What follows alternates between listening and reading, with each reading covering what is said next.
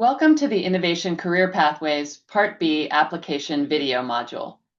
Please use this video and its accompanying module guide in whatever way best suits your planning team. For example, if your school is new to Innovation Career Pathways, the team may want to review the whole video individually first, and then watch again together, pausing the video after each slide or group of slides to reflect on your current status with the Part B application questions and explore the linked resources. Schools with existing designations may prefer to jump directly to sections of the video that address application elements that you know the team needs to focus on. In either case, be sure to identify what next steps are needed so that you can create an action plan with clear responsibilities and timelines that will lead you to making the strongest possible Part B submission. First, let's review the Part B application timeline. In December, schools moving on to Part B can discuss Part A feedback with their CCTE liaisons. In addition, drop-in virtual office hours with DESE CCTE staff and technical assistance partners, as well as one-on-one support with your CCTE liaison, are available through December and January. The Part B application is due via CHAMP in February. See the DESE website for the specific date, followed by a review by DESE staff later in February, and then review by DESE senior leadership in March.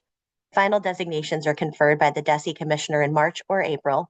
As with Part A, the full timeline can be found on the ICP page. DESE's high-quality college and career readiness pathways are organized around these 5 guiding principles, which are thoroughly described in the designation criteria document. The principles also serve as a framework for categorizing questions each school team will respond to in the application submissions. Unlike Part A, Part B has questions related to all 5 of the guiding principles. So we're going to be talking about each of the 5 guiding principles, starting with some general information about each principle and then getting into the specific questions from the Part B application. The specific questions and other documents related to the Part B application can be found in the ICP application guidance document. You'll be entering your responses in CHAMP as you did with your intent to apply in Part A. Remember that entries in CHAMP can only be saved when there is a response in every field, so we recommend using the application guidance document to develop responses and prepare uploads, and then enter these into CHAMP in one session when everything is ready for submission. The DESE official designation criteria document for Innovation Career Pathways is something that you and your team have probably already spent a great deal of time with. Another document that can help you at this stage of the process is a criteria planning tool, which can guide you and your Innovation Career Pathways team as you proceed towards submitting the Part B application. This tool essentially takes all the indicators necessary for final designation, organizes them by guiding principle, and invites you to track your team's progress toward completing those indicators. Please use the tool in whatever way is most helpful to your team and best meets the specific needs and goals in your school's context. Before we review the Part B application questions, just a quick refresher about funding sources. For those that receive planning grants to support preparation for your designation application, remember that you need to spend down those funds within the fiscal year. Implementation grant applications usually open in the spring, so make sure you're checking the DESE site regularly for that information. As a reminder, grant applications are handled via the GEMS platform, and we recommend that you collaborate with your grants or business office and visit the GEMS reference page for support with this platform. Finally, some schools have utilized additional funding sources such as Workforce Skills Capital grants and Perkins funding to support launching pathway programming.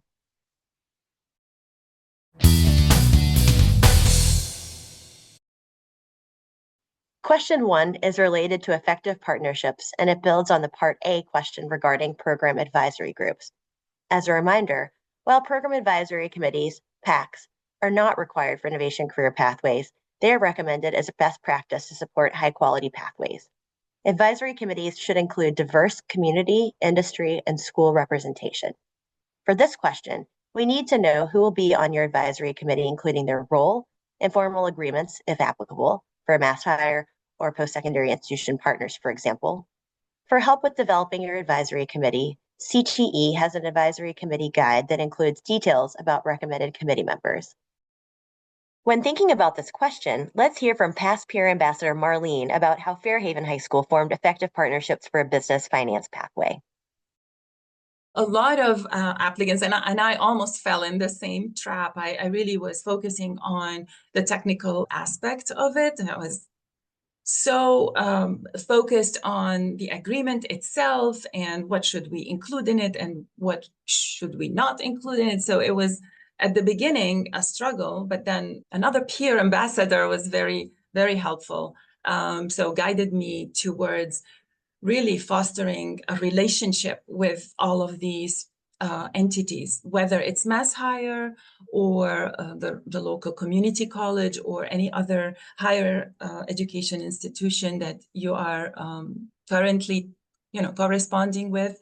The relationship is way more important than the agreement. The agreement is important. I'm not going to deny this. You will need it for the application. You would need to submit a signed document by all of these parties, but improving the relationship, working on, I want to say, the friendship between all of these people is what's going to get you where you want to be. There is a common vision that needs to be elaborated, a common goals. What we strive to do is meeting periodically and very often to be all of us part of this design. It's just a matter of time and they will all fall in place when you have this strong relationship with your employer and your MassHire board. This is a relationship that keeps evolving, that keeps improving. It doesn't end with the MOU. To the contrary, you will find yourself really involved, all of you, in this great, great experience. Right after the designation, our employer had this idea of, because they are a bank, of opening a branch here on location, offering more internships. And we thought, what a great idea to further solidify this friendship, this alliance that we have. And that's not even in the MOU. It's not even mentioned. So it came about after that as our relationship evolves and as our common goals got bigger and broader, because we advocate for our students. We are their voice. When it comes to guided academic pathways, it's important to understand the requirements for pathways coursework. These include having at least 2 technical courses and 2 advanced courses as part of the scope and sequence. These need to be year-long courses or the equivalent. We know that in some schools running a block schedule, the equivalent of a year-long course happens in the time frame of a single semester. With a trimester schedule, a year-long equivalent might be 2 or 3 trimesters, depending upon the bell schedule. But it is important to note that all 4 courses need to be year-long equivalents, although there are a variety of ways to achieve that. Both technical and advanced courses need to be related to the industry sector of the pathway. In terms of advanced coursework, DESE's Accountability Advanced Course List is a resource you can consult to learn what qualifies as advanced. Questions 2 and 3 address the specific courses that students will be taking and whether the courses are new or existing. Applicants need to submit a scope and sequence for the pathway and syllabus for each course, with the names and affiliations of who was involved with the development if the course is new.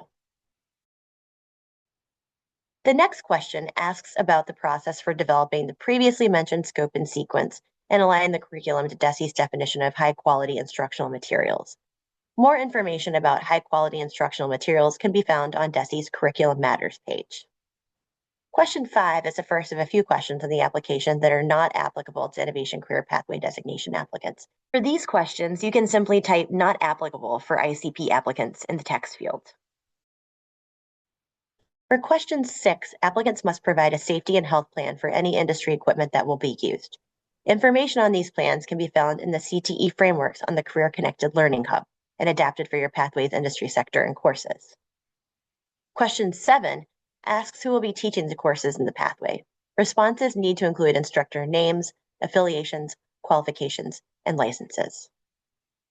The final question of the guided academic pathway sections asks about MassCore implementation, which is required for all Innovation Career Pathway students. MassCore requirements align high school coursework with college and workforce expectations. DESE's MassCore page has more information about MassCore, including frameworks and an FAQ. If your school has already implemented MassCore, your response should focus on how your pathway program aligns with MassCore completion.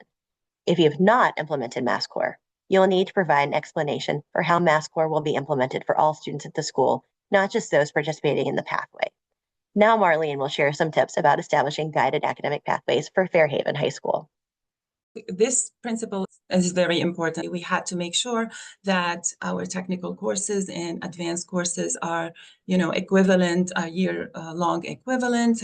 We also invited our AP teachers and technical courses teachers to be part of the advisory board. And that made a huge difference because, especially regarding the rigorous classes, we needed to redefine what rigor was. I think some mindsets are still, very rigid regarding APs and rigorous classes. And I'm so thankful for the DESI list because it's so liberating. But you will see that there are courses on there that are not necessarily AP classes that are considered rigorous. For example, organic chemistry or pre-calculus. So it was really very helpful. It was very liberating to have access to such a list and allowing us to formulate a very flexible program.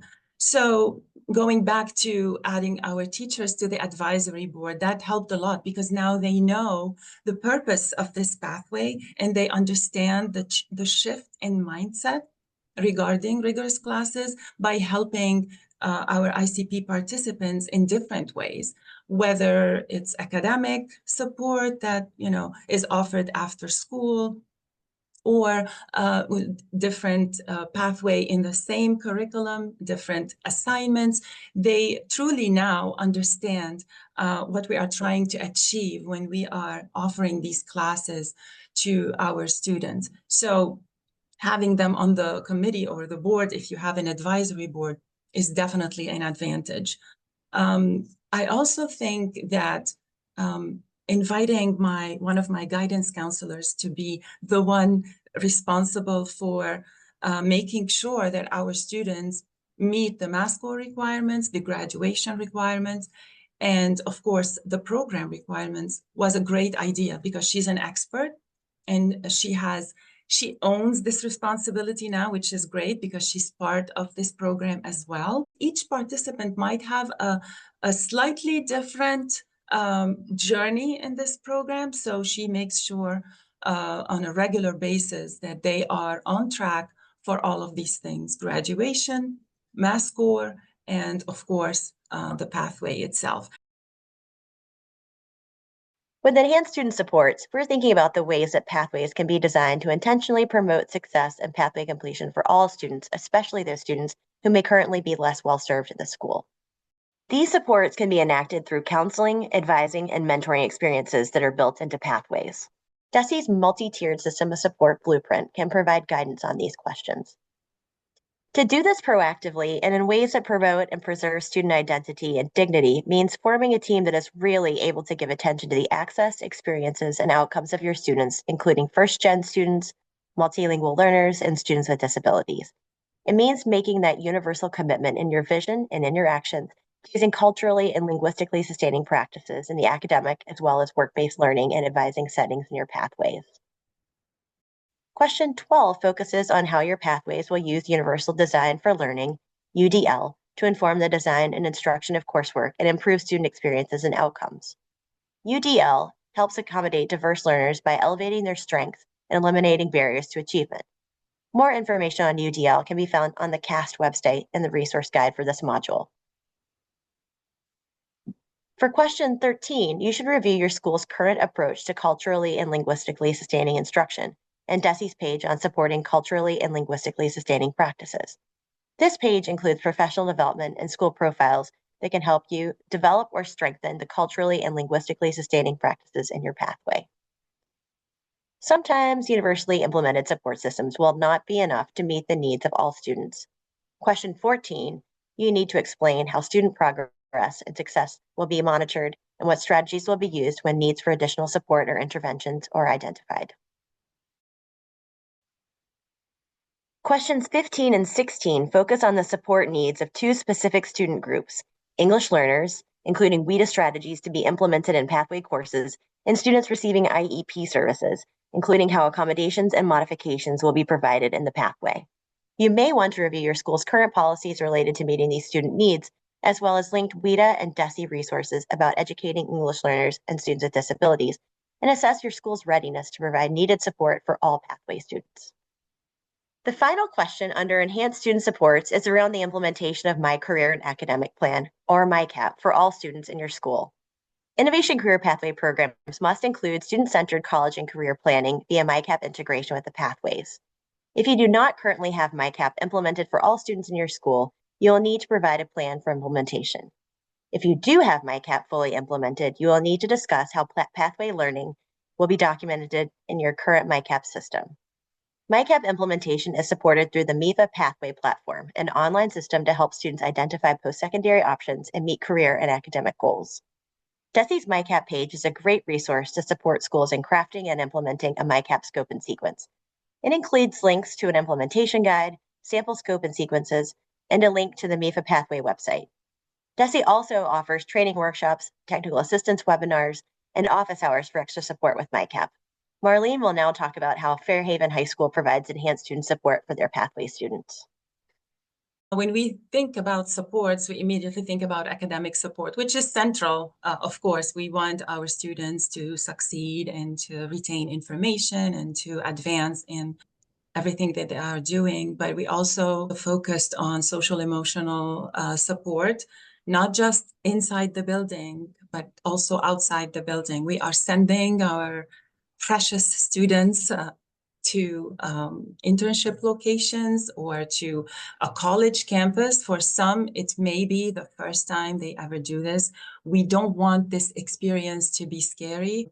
We don't want them to be deterred from, pursuing more of taking dual enrollment classes. So we needed to make sure that they are supported off campus as well as on campus. We have to communicate with the college professors, with our employers, more than one sometimes, in order to make sure that our students are safe, they are comfortable, and they are happy. We want their experiences to be beneficial to them. And the way to do this is to communicate with all these entities our expectations very clearly and our standards with regards to safety and emotional support. I know that we can capture all this in the memorandum of understandings, we can write about it, but the relationship that we have with these different entities is what makes it stand out in our program. What I also want to mention is I was very pleasantly surprised when I talked to our director of student services.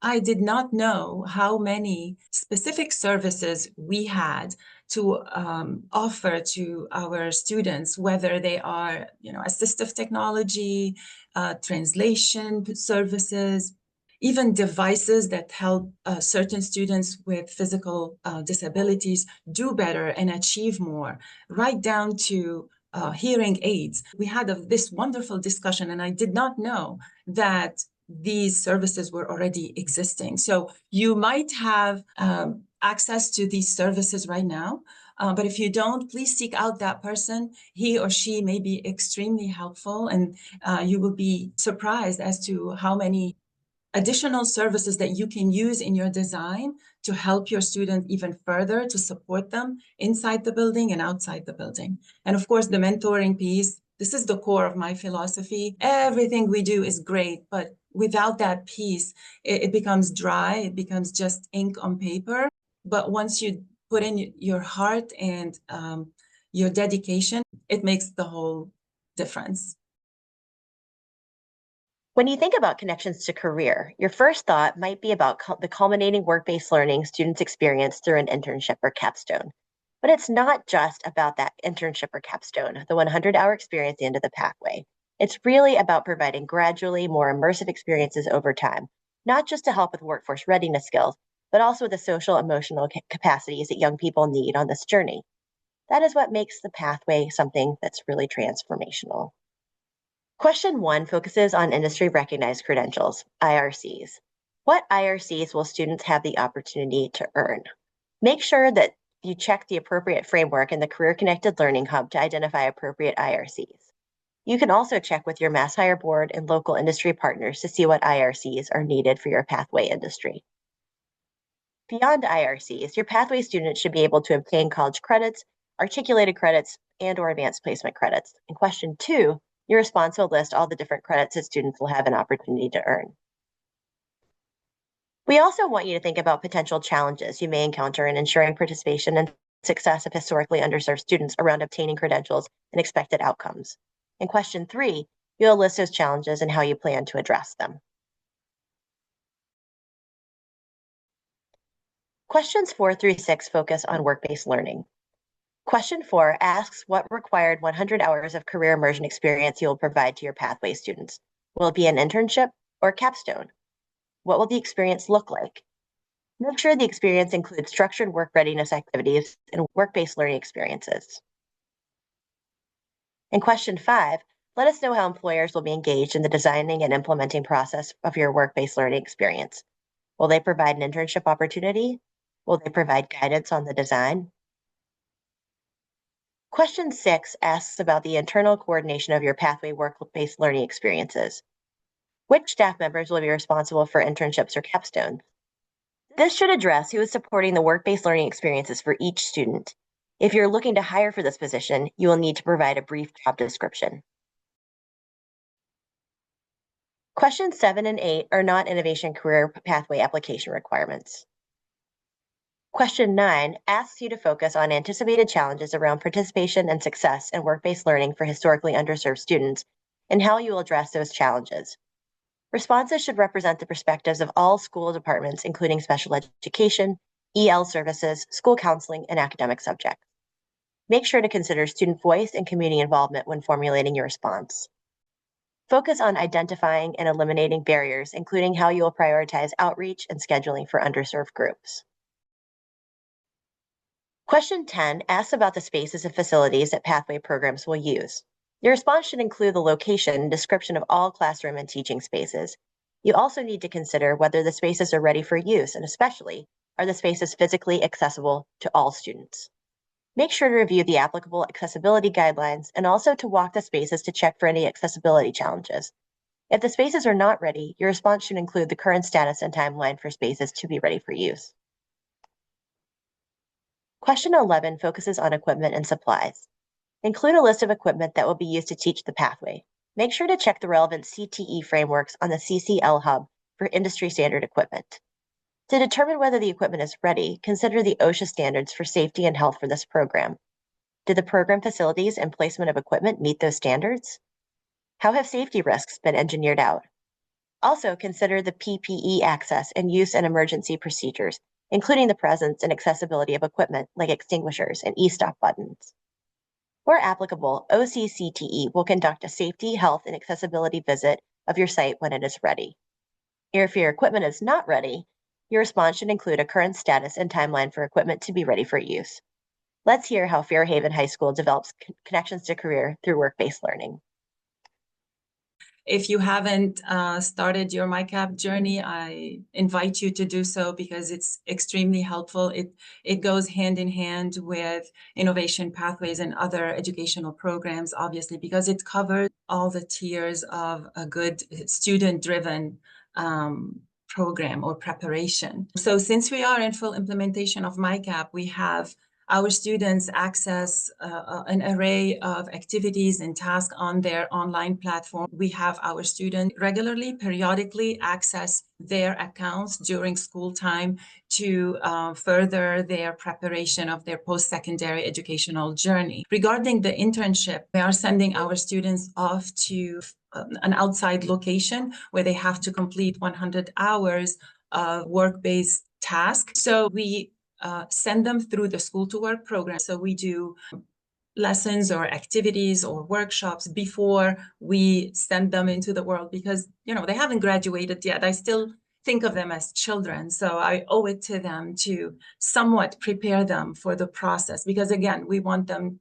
to have a good experience, a positive one, and we want them to represent us in a good way in the world, at the workplace, with our lead employer. So there's always preparation through MyCap and through in-class workshops that I complete with them, typically during their 11th grade year in preparation for their internship the following year.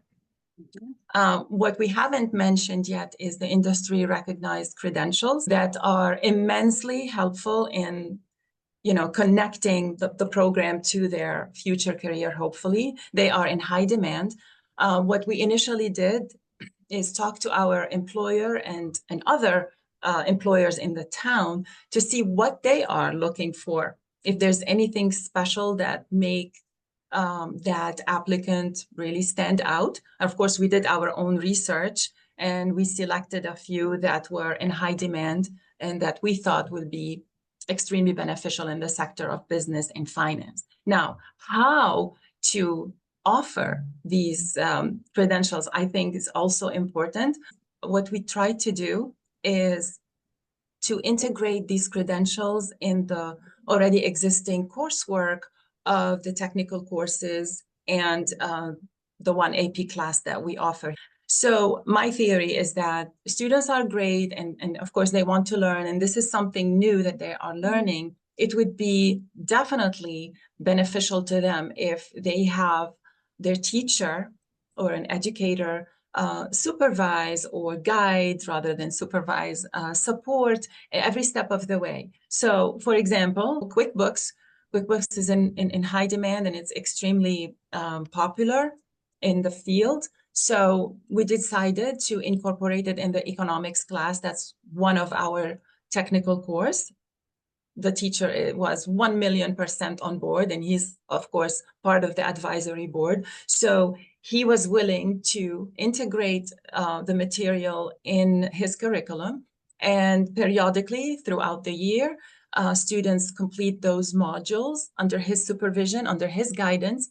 And towards the end of the year, whoever wants or whoever is ready, hopefully all of them, will take the test and will get the certification. So if you are able to incorporate these credentials into your coursework that's already existing, having the teacher on board and willing to be part of this great experience, I think the success is almost inevitable. When we think about the principle of equitable access, it's important to remember that pathway access is where our work begins. To achieve the goal of equitable and effective pathways, we need to consider not just equity of access, but also equitable experiences and outcomes. These can be areas like prioritizing your outreach efforts and thinking about things like recruitment and scheduling, making sure that your outreach is accessible to all students and families, and that you're being inclusive of groups that have been historically underrepresented in higher education and in the high demand industries that are targeted in the pathways.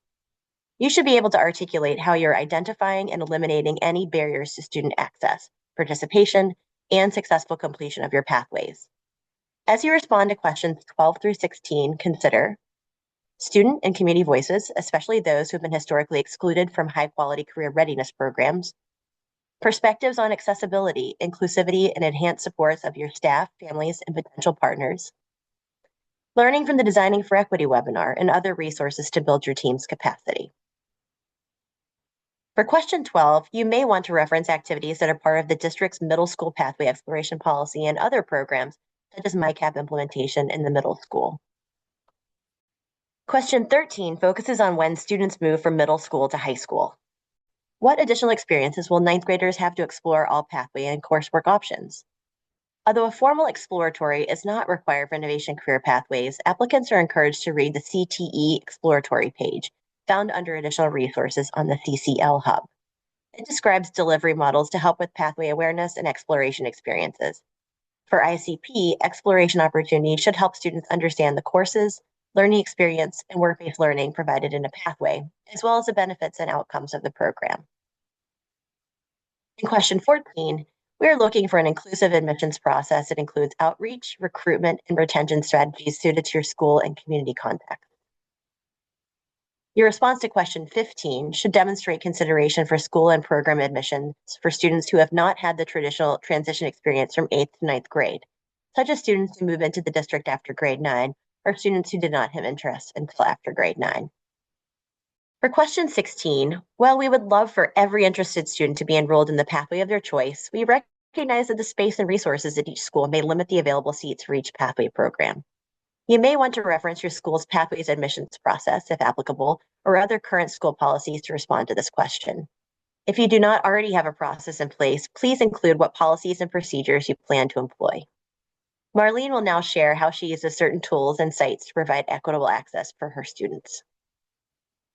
So as far as equitable access, I found it extremely helpful when I accessed the blueprint of my town, not just to understand the depth of the needs in that particular sector, because it provided a lot of statistics and figures in all of the fields under the sector of business and finance, but it also gave me a good insight about the population that works in the field. So having access to these numbers, I made the connection with the demographics of my high school and middle school, because I have to make sure that my program will be sustainable over the years. So I made the connections between our demographics and the needs of this sector in my own town. It was quite enlightening, because I think by this practice, we really proved that we included everybody. We made sure that every student and future professional will have a place in this sector and in this town. And I invite you, I know it's a long document, but it's extremely informative, extremely beneficial to your program once you start writing the narrative part. It will be immensely impactful once you supply your vision with numbers, with statistics and projected growth of the sector. That to me was extremely helpful. As far as identifying and eliminating barriers, that's definitely the way to go. And I'm pretty sure that most of us do this on a daily basis. We have these policies and practices and tactics that we have already implemented. But what I feel that is always more impactful than anything else is that human touch, that human mentoring. And I'm going to give you an example that I've included in my design. I offer office hours twice a week that are, fixed, a fixed time where my ICP participants can come to my office and discuss any arising issues that they may have, or just to talk about the general progress of their work through the program. I find that sometimes we say we open the door to everybody, we are inclusive, we definitely are, and we have all of these methodologies in place. But I think that opening the door sometimes is not enough. I try to step outside and invite my students in, because I've worked so many years with English learners and immigrants. And as you can tell, I'm an immigrant myself. So to me, it's a little personal. And I find that what we think are obstacles in front of these students, they see as giant mountains. So I try to literally go to them, and of course, myself and my team members, we try to go to them to try to eliminate these barriers, their way of thinking. Sometimes their way of thinking is what prevents them from thinking that they can do it. So we try to reach out. My philosophy is always going, it revolves around that human factor, the mentoring piece of it, because it's immensely impactful. While leadership and sustainability are not named directly in the 5 guiding principles, they are important considerations for all new pathways. For question 17, remember that new program implementation involves multiple roles at the district and school level. Students must make clear who will be involved in the pathway beyond the design and application phase, and what role they will play. For example, who is managing each component of the program, such as work-based learning. Question 18 is not an Innovation Career Pathways application requirement. For question 19, you'll need to determine the costs associated with running your pathway program and consider what funding sources will support implementation, including local education authority, LEA funds. Your district business manager should be involved in addressing this question. Your response should include the anticipated year-over-year actual costs to run the program, how these costs will be incorporated into the local budget, and what role grants will play in program startup and sustainability.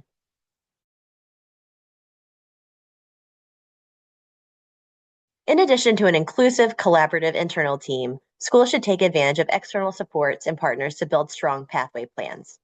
As Part B applicants, you are hopefully already well connected with your DESE CCTE liaison and your local MassHire Workforce Development Board representative.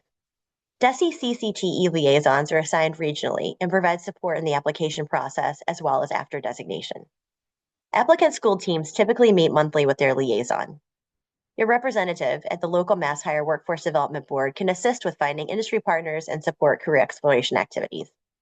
Additionally, network contacts such as those made through the Community Practice Portal members and the Peer Ambassador Profiles page can be a great resource for selecting industry-recognized credentials and staying up to date with industry trends over time. Thank you for viewing this Part B application support module and its accompanying resource guide, and for your commitment to expanding access to high-quality, career-connected learning in Massachusetts.